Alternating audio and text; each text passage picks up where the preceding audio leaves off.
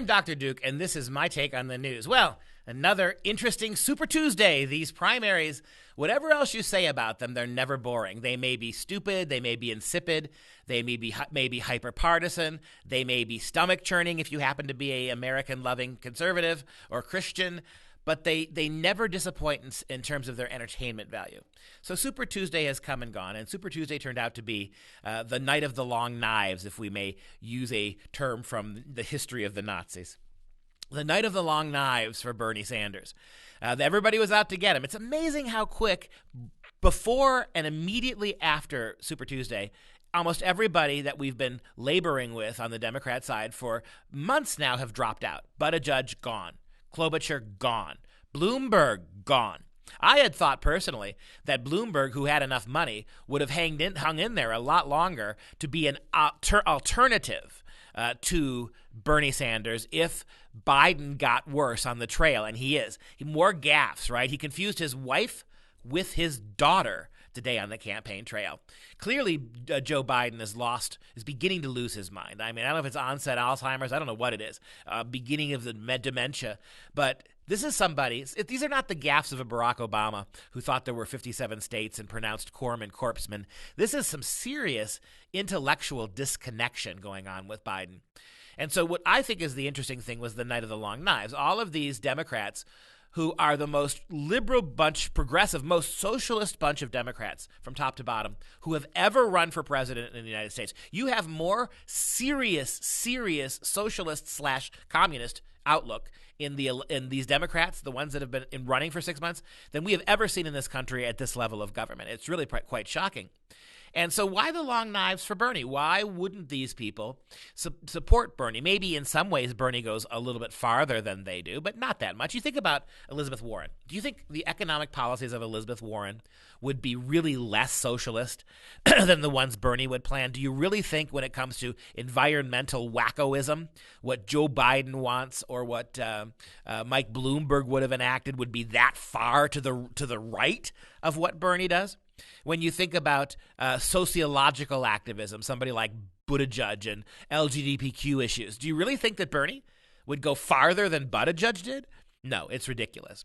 The overall reality is that these are all socialists, not quasi-socialists. They are all deeply, deeply rooted in socialist ideology and policy. They want to grow government. They want government to intercede and override not just individual liberty, but they want to bend corporate America to their will as well. Lucky for them, they've got a woke corporate culture in America now that's willing to bend the knee to them anyway.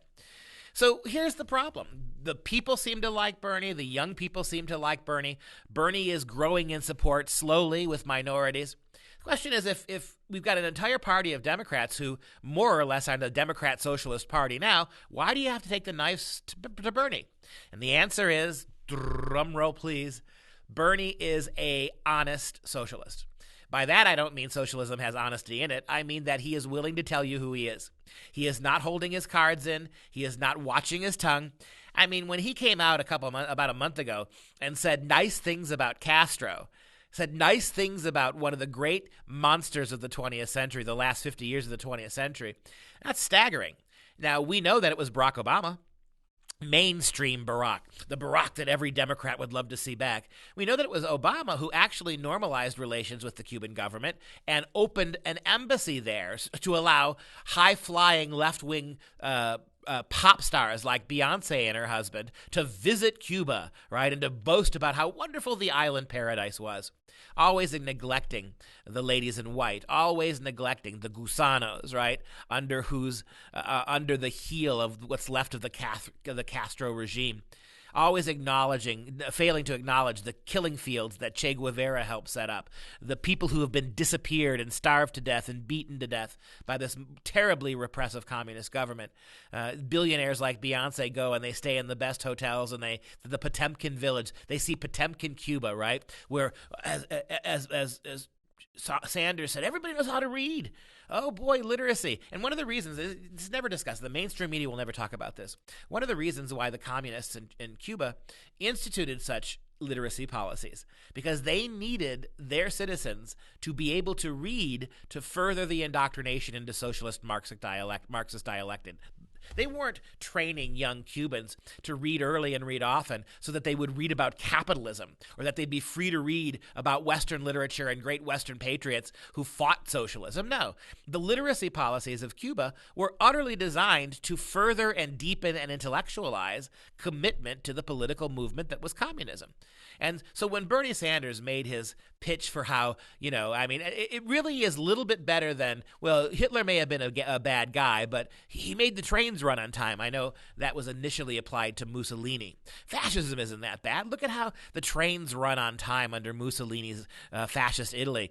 But that's exactly what you've got here, right? Because the same guy who was stripping individual Cubans of their rights, who was driving the Catholic Church, which had sustained Cuban culture for 150 years, driving that underground. The same Castros who, again, were killing homosexuals, one of Che's favorite things to do, who are outlawing individual rights of speech and the rights to bear arms. They were, at the same time, teaching young Cubans how to read socialist propaganda. And so, therefore, we should be grateful to Cuba. That was a huge gaffe.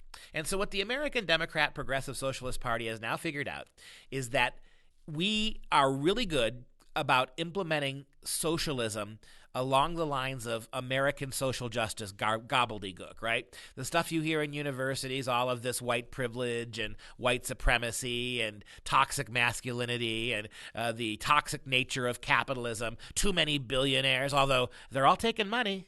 All of them are taking money from billionaires, but billionaires are the problem. So really what we have here in the situation of Bernie Sanders, it's not that he's actually a communist and all of the others are moderates. There's not a moderate among them, not since perhaps Andrew Yang, who had some pretty loopy economic ideas himself. Maybe not since he dropped out could you actually have you point to somebody who say that man, that woman is not reflexively anti-freedom or reflexively anti-free markets. But that's kind of what you got now. And so we find ourselves in a situation where the long knives had to come out for Sanders, right? He was popularizing communism in ways that the Democrats knew could not win this election in 2020. Maybe in 2024, maybe in 2028, maybe in 2032, America will be ready for a two-party communist runoff. The more we allow kids to be indoctrinated in the public schools, the more likely that'll be one of these election years. But it's not this year. You have a thriving economy with Donald Trump. You have a Make America Great Again platform with Donald Trump. And, to the shock and surprise of most liberals, it's worked. You've got lowest levels of unemployment for women, blacks, Hispanics. You have a booming stock market. I mean, even the coronavirus, which has tanked markets in other places, has not done that kind of damage to the American economy yet. It may still, but not yet. And so the long knives had to come out to get rid of the one socialist who would tell you who he is. And that really is a trick of the dialectic, isn't it? You don't let them know they're socialists until it's already too late for them to wiggle out of it.